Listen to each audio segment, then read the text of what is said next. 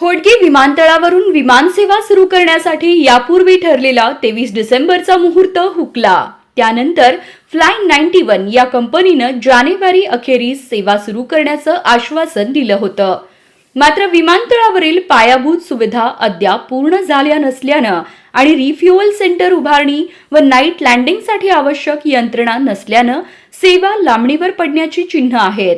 सोलापूर विमानसेवा सुरू करण्याबाबत मुख्यमंत्री देवेंद्र फडणवीस यांनी एक बैठक घेतली।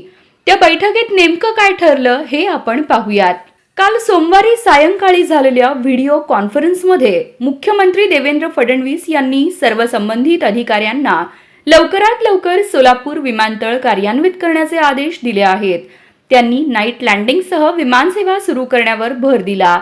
या ऑनलाईन बैठकीला जिल्हाधिकारी कुमार आशीर्वाद यांची उपस्थिती होती। दरम्यान फ्लाय 91 या गोवास्थित कंपनीने मुंबई आणि गोवा मार्गावर सेवा सुरू करण्याची तयारी दाखवली होती। मात्र इंधनाची सुविधा नसणे आणि धुक्यामुळे सुरक्षिततेच्या दृष्टीने अडचणी येऊ शकतात असे कारण देत त्यांनी 23 डिसेंबर ऐवजी जानेवारी अखेरीस सेवा सुरू करण्याचे जाहीर केले होते।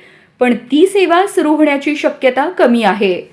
आता याविषयी राज्यातील विमानतळ व्यवस्थापन, केंद्रीय नागरी विमान वाहतूक मंत्री मुरलीधर मोहोळ आणि जिल्हाधिकाऱ्यांसमवेत झालेल्या बैठकीत मुख्यमंत्र्यांनी कोणत्याही परिस्थितीत सोलापूर विमानतळ लवकर सुरू करण्याचा निर्धार व्यक्त केला आहे।